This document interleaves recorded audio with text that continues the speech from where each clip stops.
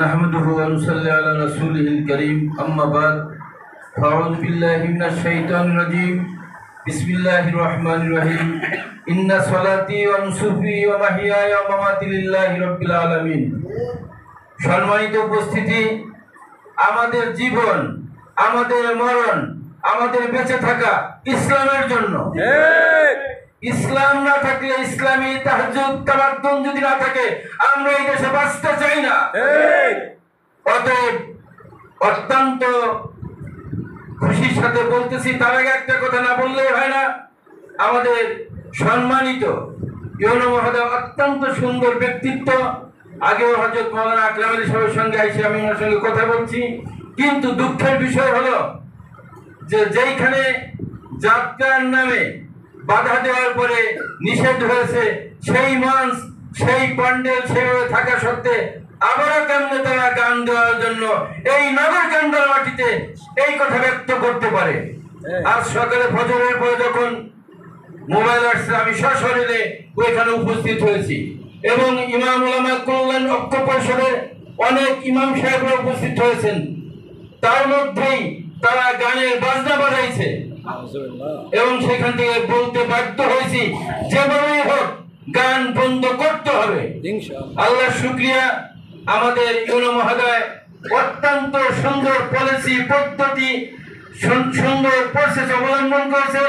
আমরা ওনার কৃতজ্ঞতা প্রকাশ করছি এবং সাথে সাথে আর একটা কথা বিনয়ের সাথে অনুরোধ করছি, এর পুনরাবৃত্তি হযরত উলামা ইকরামের জন্য, এর জন্য পেশানি কষ্ট অন্তত সারদা নগরকান্দায় করতে না হয়। আপনারা একমত না?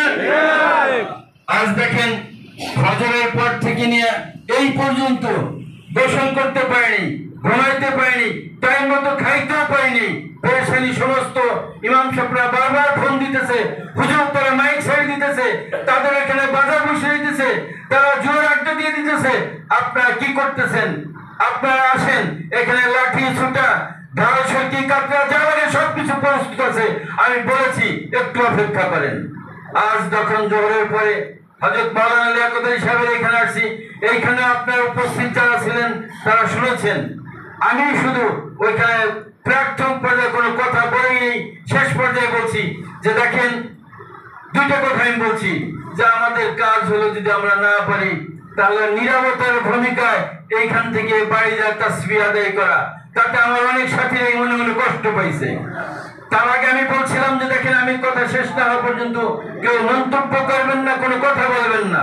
দ্বিতীয় পর্যায়ে বলছি যে আমাদের ইউনো মহোদয় অত্যন্ত সুন্দর মানুষ। আমরা ওনার শরণাপন্ন হওয়ার পরে ওনার পক্ষ থেকে যদি নিষেধ করা হয় তাহলে তো আপনাদের কারো আপত্তি নাই, সকলেই সমস্যায় বলেছে এবং জানি না, আশাও করি যে এত উলামা ইকরাম এখানে উপস্থিত হবেন। তো এখানে আসার পরে আলহামদুলিল্লাহ আমাদের ইউনো স্যার উনিও বলেছেন প্রয়োজন হলে উনি বাধ্য হবেন, নিজে বলছে, আমরা বাধ্য করি যে আমরা সেনাবাহিনীকে ফোন দিতে বাধ্য করব। এবং ইতিমধ্যেই আমাদের ভারপ্রাপ্ত যিনি পুলিশ সুপার আছেন উনিও নিষেধ করে দিয়েছেন এবং আমাদের ইউনিয়নের যে চেয়ারম্যান কামাল হোসেন সাহেব উনিও গায়ে দিয়ে যাইতেছিলেন যে হুজুর আসলে তো বিষয়টা আমার নখদর্পণে নাই, আমার বাইরে ওরা কি করতেছে যায় না। আমি ওনাকে বলেছি, চেয়ারম্যান সাহেব আপনি ভূমিকা নিলে ভিন্ন একটা পরিস্থিতি কিন্তু শুরু হয়ে যাবে, এজন্য আপনি একটু পদক্ষেপ নেন। জানি না আমাদের ইউনো মহোদয় এবং ওসি স্যারের সঙ্গে সাক্ষাৎ করেছে বা কথা বলেছি কিনা।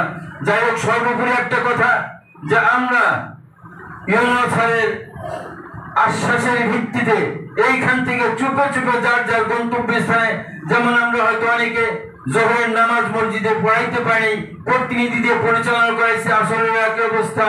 আমরা মাগরিবের নামাজটা স্ব মসজিদে পড়ব এবং আমাদের ইউনো স্যারের উপরে আস্থা রাখবো যে ইনশাআল্লাহ এইখানে না, শুধু আমাদের নগরকান্দার বুকে কোথাও কোনো গানের পারমিশন হবে না।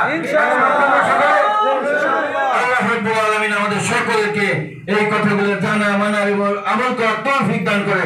সকলে বলি আমিন। আসসালামু আলাইকুম ওয়া রাহমাতুল্লাহ।